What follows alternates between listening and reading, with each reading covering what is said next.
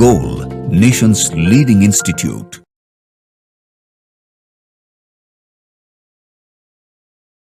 Hello students, myself Deepak Deep and I am going to discuss physical chemistry part of major test 6th which was held on 23rd March 2025. Let's start with first question of physical chemistry and it is question number 4. Question number 4 is 5% weight by volume solution of urea is isotonic with 2% weight by volume solution of non-electrolyte. The molar mass of the substance is okay. Isotonic जैसा आप जानते हैं बच्चे कि पाई बराबर होना और पाई बराबर होता है ICRT, जो कि यूरिया है, नॉन इलेक्ट्रोलाइट है, तो हमको ये पता लग रहा है कि भाई आई तो अभी इम्पॉर्टेंट नहीं है, आर कांस्टेंट, टेम्परेचर की कोई बात नहीं करी है, मतलब अगर हम कॉन्सेंट्रेशन देख लें कि दोनों का कॉन्सेंट्रेशन सेम है तो आइसोटोनिक होगा। तो कॉन्सेंट्रेशन देख लिया जाए तो भाई 5% है, 5 divided by 60 into 100 into 1000 and that is equal to, as per question, 2 divided by unknown molecular mass multiplied by 100 into 1000. 100 और 1000 कॉमन है तो समझ में आता है कि 5 से 12 टाइम्स 12 into 2 24, तो मॉलिकुलर मास ऑफ सॉल्यूट जो नॉन इलेक्ट्रोलाइट है इट शुड बी 24 ग्राम पर मोल और ऐसा ऑप्शन है सेकंड। तो सेकंड आंसर हो जाता है क्वेश्चन नंबर 4 का, एक सिंपल क्वेश्चन सॉल्यूशन चैप्टर का, solution in colligative property. Next question देख लेते हैं हम लोग। क्वेश्चन नंबर 4 के बाद है क्वेश्चन नंबर 5 आपके बोर्ड पे। In a zero order reaction for every 10 degree Celsius rise in temperature the rate is doubled if temperature rises from 30 to 80 degree Celsius, rate of reaction will be. हर 10 degree Celsius से double हो जाता है, तो अगर आप change कर रहे हैं 30 to 80 मतलब 50 डिग्री सेल्सियस का, तो इसका मतलब 5 टाइम्स आपने ट्वाइस कर दिया। बोले तो फाइनल रेट जो होगा बच्चे आर फाइनल वो आर इनिशियल का थीटा का पावर n होगा और जहां n final temperature initial temperature by 10 होता है, तो हम ये समझ पा रहे हैं कि R final by R initial 2 का पावर 5 टाइम्स हो जाएगा, बोले तो 32 टाइम्स। मतलब सिंपल सी भाषा में हर 10 से डबल हो रहा है और ऐसा 10 का 10 10 10 10 का 5 बार चेंज हुआ है, तो 5 बार डबल होगा तो डबल डबल डबल मतलब 2 का पावर 5 टाइम्स का फर्क पड़ेगा। तो ये टेम्परेचर कोएफिशिएंट का क्वेश्चन है केमिकल काइनेटिक्स चैप्टर का। क्वेश्चन नंबर 5 के बाद क्वेश्चन नंबर 8 देखिए आप, केमिकल काइनेटिक्स का क्वेश्चन है।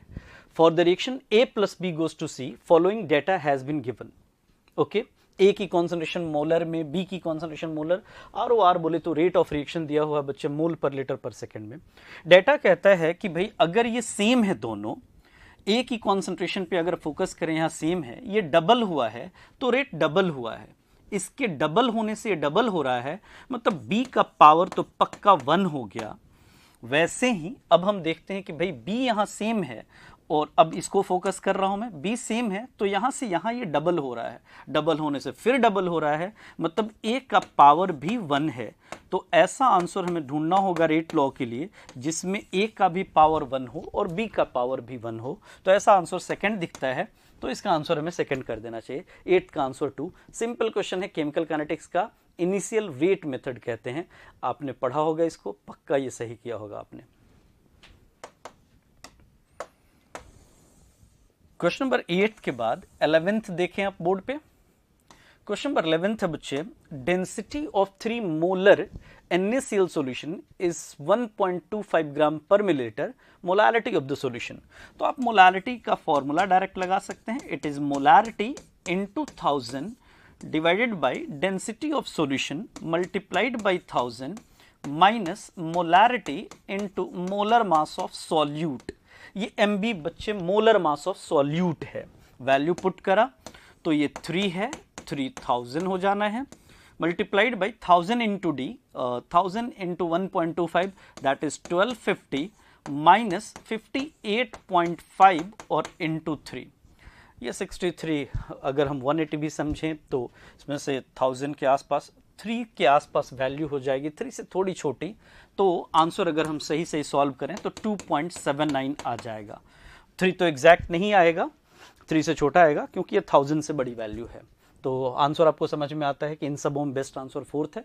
आप सॉल्व करेंगे एग्जैक्टली सही आंसर मिल जाएगा। क्वेश्चन नंबर 11th के बाद क्वेश्चन नंबर 12th देखें हम। Which of the following electrolyte can be used to obtain H2S2O8 by the process of electrolysis? आपने पढ़ा होगा बच्चे, peroxy sulphuric acid, Marshall's acid जो होता है, peroxy di sulphuric acid, Marshall's acid जिसको आप कहते हैं, इसकी प्रिपरेशन होती है जब हम कॉन्सेंट्रेटेड H2SO4 के इलेक्ट्रोलाइसिस करते हैं तो एनोड पे हमको H2S2O8 मिल जाता है फ्री रेडिकल मैकेनिज्म से। तो एक ही ऑप्शन है concentrated solution of sulphuric acid. बाकी तो आपको पता है कि सोडियम सल्फेट भाई हाइड्रोजन ऑक्सीजन दे देगा, ये भी हाइड्रोजन ऑक्सीजन दे देगा, एसिडिफाइड सॉल्यूशन सोडियम सल्फेट फिर हाइड्रोजन ऑक्सीजन देगा। एक ही ऑप्शन बचता है जो आंसर 3rd है, तो ये भी आपने सही किया होगा, फैराडे लॉ ऑफ इलेक्ट्रोलाइसिस कहते हैं आप इसको। क्वेश्चन नंबर 12th के बाद 17th देखें आप बोर्ड पे। The standard enthalpy and standard entropy of decomposition of N2O4 and NO2 are given. The standard free energy change for the reaction. Okay, आपसे बच्चे डेल्टा जी पूछ रहा है वो, और डेल्टा जी आप जानते हैं जैसा कि delta H minus T delta S होता है। आंसर हमको लाना है जूल पर मोल में, डेल्टा एच दिया है किलो जूल में, तो 55 को पहले 1000 से मल्टीप्लाई कर दिया हमने, it will be 55,000 minus 298 is the temperature and delta S is given as 175। तो अगर आप ये सॉल्व करेंगे तो सॉल्व करके 2850 जूल पर मोल आ जाता है। तो आंसर इसका हमने 4th करना है, क्वेश्चन नंबर 17th का आंसर। ये भी सिंपल क्वेश्चन था। गिब्स फ्री एनर्जी का सिंपल सा formula delta G is equal to delta H minus T delta S apply करना था और आप ये कर सकते थे। क्वेश्चन नंबर 17 के बाद क्वेश्चन नंबर 18 देखें आप बोर्ड पे। If 1 millimolar solution of ethylamine, millimolar आप समझ रहे होंगे, मिली कम्स फॉर 10 का पावर -3, प्रोड्यूस pH 9, तो C गिवन है बच्चे 10 का power -3 molar and pH is given as 9, तो हमको यहां से H पॉजिटिव दिख गया 10 का पावर -9, मतलब OH नेगेटिव दिख गया 10 का पावर -5। और आपको पता है कि OH नेगेटिव जो होता है बच्चे वो under root KB into C होता है, तो यहां से स्क्वायर कर दिया तो KB हमें समझ में आया OH नेगेटिव की कॉन्सेंट्रेशन का स्क्वायर बाई C, 10 के पावर -5 का स्क्वायर डिवाइडेड बाई 10 का पावर -3, -10 बाई -3 बोले तो -7, तो इसका आंसर फर्स्ट बन जाता है। 18th का पहला answer ionic equilibrium OH negative weak base में आपको आता है कैलकुलेट करने, आप KB से रिलेट कर सकते थे। पहले से इसने बोल दिया कि 1 minus alpha is very equal to 1, तो वो यूज कर लिया हम लोगों ने। मैट्रिक्स मैचिंग का एक क्वेश्चन है, क्वेश्चन नंबर 19। इलेक्ट्रोकेमिस्ट्री के एप्लीकेशन बेस्ड है, बैटरीज के एप्लीकेशन बेस्ड है, और मैंने बार बार आपको बोला है मैट्रिक्स मैचिंग का रूल होता है कि 1 2 भी आपसे मैच हो रहा है तो आंसर सोचना चाहिए, ये एकदम याद रखना, ऐसे हम यूज करते हैं। तो चलिए, transistors, hearing aids, inverters, Apollo spaceship. आपको पता है बच्चे अपोलो स्पेसशिप से शुरू करते हैं, डी से पर्पसली आप भी ऐसे सोचो, आपको पता है कि हाइड्रोजन रॉकेट फ्यूल में यूज किया जाता है, तो डी का तो 2 हो जाएगा। अब डी का 2 बस आपको एक ही में दिख रहा है, बाकी ठीक है, हम सारा चेक कर लेते हैं। इन्वर्टर्स में आपको लेड स्टोरेज बैटरी यूज किया जाता है, तो इसका 4th हो जाएगा। हियरिंग एड का जहां तक पता है तो इसमें आपको पता है कि भाई हम यूज करते हैं जिंक मरकरी वाला सेल, तो फर्स्ट आंसर हो जाएगा। और ट्रांजिस्टर्स के लिए आपको पता है कि जिंक और कार्बन यूज किया जाता है, जो हम नॉर्मल ड्राई सेल्स यूज कर रहे होते हैं, तो एक का 3rd हो जाएगा। तो ऐसा ऑप्शन फर्स्ट बन जाता है। मैंने पर्पसली इसको 4 से क्यों किया, आपको भी ऐसा समझना चाहिए कि जो हमें आता है हमें ट्राई करना चाहिए क्वेश्चन वहां से उठाने का, अगर उससे करोगे तो जल्दी कर पाओगे और सही कर पाओगे। तो ये था matrix matching battery based question, simple था। क्वेश्चन नंबर 19 के बाद क्वेश्चन नंबर 24 देखें आप बोर्ड पे। Chromium chloride .x NH3 can exist as complex. Okay, x define करना है हमने। 0.1 molar liquid solution of this complex has depression freezing point like this. Okay, तो आपको पता है बच्चे, ऐसे क्वेश्चंस के लिए आपने सीखा है कि delta T F is equal to I into K F into M होता है। आई आपको कैलकुलेट करना है and that will be delta T F divided by K F into molality. Delta T F divided by K F into molality. Delta T F is given as 0.558 और divided by K F की value 1.86, molality 0.1 है। जब हम ये solve करते हैं तो 18 का 3 गुना 54 होता है, ये 3 टाइम्स आ जाता है। तो ये 3 हमको सजेस्ट करता है कि वो जो 3 आंसर देगा, तो 3 आंसर देने वाला ऑप्शन थर्ड है, तो 24 का थर्ड आंसर करेंगे। Want of factor based question, solution colligative property again, एक क्वेश्चन हमने पहले भी देखा था। क्वेश्चन नंबर 24 के बाद क्वेश्चन नंबर 25 देखें आप। 25 है, based on the data given below reduction potentials given है सबका। एक बार देख लेते हैं, ये रिडक्शन पोटेंशियल है, ये भी है, सब रिडक्शन पोटेंशियल है। स्ट्रॉन्गेस्ट रिड्यूसिंग एजेंट, आपने पढ़ा है बच्चे, रिड्यूसिंग एजेंट देखने के लिए सबसे कम रिडक्शन पोटेंशियल जिसका है वो खुद ऑक्सीडाइज होगा, दूसरे को रिड्यूस करेगा। तो सबसे लीस्ट रिडक्शन पोटेंशियल देखना हमने, और वो है इस कपल का। अब इन दोनों में Cr3 पॉजिटिव Cr में Cr हमारा आंसर हो जाएगा, तो सेकंड आंसर इसका करना चाहिए। Chromium is best reducing agent among this. क्यों? क्योंकि उसका SRP सबसे कम है। SRP जिसका ज्यादा वो खुद रिड्यूस होता है, दूसरे को ऑक्सीडाइज करता है, ऑक्सीडाइजिंग एजेंट कहा जाता है। और जिसका SRP कम वो खुद ऑक्सीडाइज होता है, दूसरे को रिड्यूस करता है। क्वेश्चन नंबर 25 के बाद क्वेश्चन नंबर 28 देखें आप बोर्ड पे। In a multi electron atom which of the following orbitals described by 3 quantum numbers with have same energy in absence of electric and magnetic field. Degenerate orbitals की बात कर रहा है। आपको पता है भाई 1 0 का कॉम्बिनेशन 1s है, 2 0 2s है, 3 1 3p है, 3 2 3d है और 3 2 3d है। तो ये 2 ऑर्बिटल ऐसे हो गए जिनकी एनर्जी बराबर होगी, तो D एंड E ओनली, ऐसा फोर्थ ऑप्शन है हमारे पास। ये भी सिंपल एटॉमिक स्ट्रक्चर का क्वेश्चन है, ये भी आपने सही किया होगा। N plus L value same है, एनर्जी उससे डिसाइड करते हैं। क्वेश्चन नंबर 31 है बच्चे, बोर्ड पे आप देखिए। If A not is denoted as the Bohr radius of hydrogen atom, then what is the de Broglie wavelength of the electron present in second Bohr orbit, second orbit of hydrogen atom? Okay, lambda is equal to h by mv पढ़ा है आपने, और mvr is equal to nh by 2 pi पढ़ा है। मतलब हम लिख सकते हैं mvr is equal to, या ऐसे कर सकते हैं हम लोग 2 pi r is equal to n lambda लिख दिया। तो अगर ये पूछ रहा है कि वेवलेंथ बताइए, तो lambda is equal to 2 pi R by N हो जाएगा, और ये हो जाएगा 2 multiplied by pi multiplied by R की वैल्यू। अगर वो ए नॉट कह रहा है फर्स्ट बोर ऑर्बिट का, ए नॉट फर्स्ट बोर ऑर्बिट का है, तो सेकंड का 4 ए नॉट हो जाएगा, क्योंकि radius directly proportional to N square होता है। तो 4 A naught by second Bohr orbit 2 से 2 कैंसिल हो जाएगा, 4 pi A naught and it will be third option. तो 31 का थर्ड आंसर करते हैं हम लोग। सिंपल क्वेश्चन था ये भी। क्वेश्चन नंबर 31 के बाद 34 देखें आप बोर्ड पे। 34 है, for a reaction N2O5 NO2 half O2 in a constant volume container, no products were present initially, the final pressure of the system when 50% of the reaction gets complete.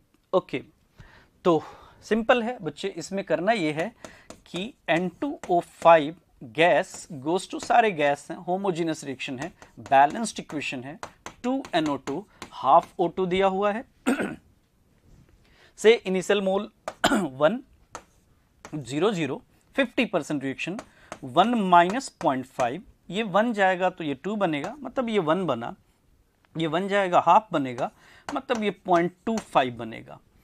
तो अब इनका सम देख लेते हैं, ये 0.5 हो गया और ये 1.75 हो गया।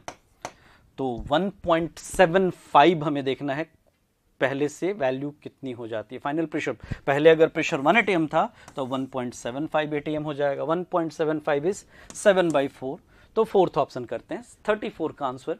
मतलब पहले मैंने 1 ATM मान लिया, तो अब देखा कितना ATM हो गया, तो समझ में आ रहा है कि 1 ATM का 7/4 टाइम्स हो। आप 100 से भी कर सकते थे, P से भी कर सकते थे, जैसा चाहें। 1 सबसे आसान लगा तो 1 से कर लिया।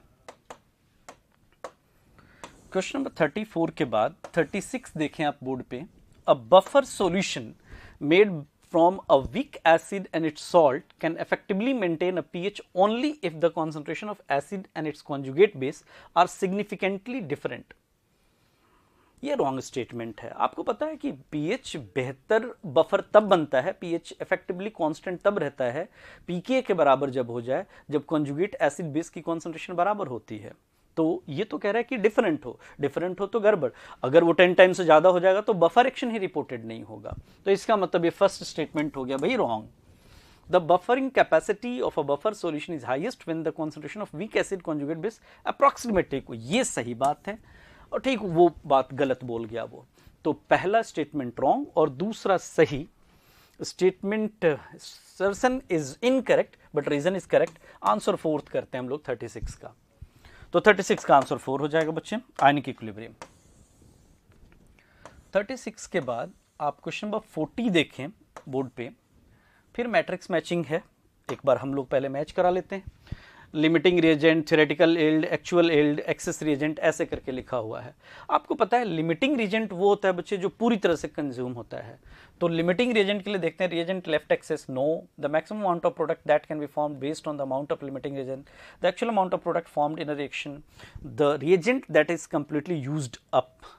तो आपको एक का तो एस समझ में आ गया और एक का एस समझ में आ गया, तो हम बाकी देख लेते हैं। एक्सेस रिएजेंट डी का पी है भाई, और थियोरेटिकल यील्ड और actual yield, actual amount of product formed during a reaction is actual yield, theoretical yield the maximum amount of product that can be formed, तो बी का Q. तो ए का S, B का Q, सी का are और D का P, ये पहला ही ऑप्शन है। तो फर्स्ट ऑप्शन टिक करते हैं हम लोग। बोर्ड पे ये पूरा नहीं आ पा रहा है, आप अपने ऑप्शंस को चेक करेंगे, आपको आंसर मिल जाएगा। ये भी सिंपल क्वेश्चन था। क्वेश्चन नंबर 40 आपने पक्का ये सही किया होगा। क्वेश्चन नंबर 40 के बाद क्वेश्चन नंबर 43 देखें आप बोर्ड पे। The change in internal energy of a system is equal to the heat added to the system at constant volume. Change in internal energy, delta U जो होता है बच्चे, ये बराबर होता है क्यू प्लस डब्ल्यू के, Q plus P delta V के। और अगर ये कांस्टेंट वॉल्यूम की बात कर रहा है तो ये क्यू ही हो जाएगा, मतलब delta U is actually Q V. तो ये पहला तो सही लग रहा है। The change in internal energy of a system is equal to heat added to the system at constant volume. Very right. At constant volume no work is done on or by the system, so all the heat energy goes into changing the internal energy. Very right, explanation एकदम सही है। तो both A and R true and R is correct explanation। Answer इसका हम लोग first करते हैं। 43 बहुत सिंपल। आपको पता है कि डेल्टा U जो होता है एक्चुअल में हीट रिलीज्ड और कंज्यूम्ड एट कांस्टेंट वॉल्यूम होता है, इसलिए ऐसा बोलते हैं क्योंकि उस टाइम पे कोई वर्क नहीं होता। तो स्टेटमेंट 1 सही था और रीजन तो एकदम करेक्ट एक्सप्लेनेशन था, तो दोनों सही है।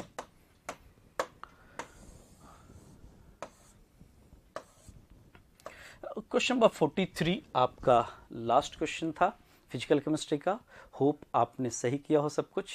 ओवरऑल आपका पेपर बहुत स्टैंडर्ड था। Thank you so much.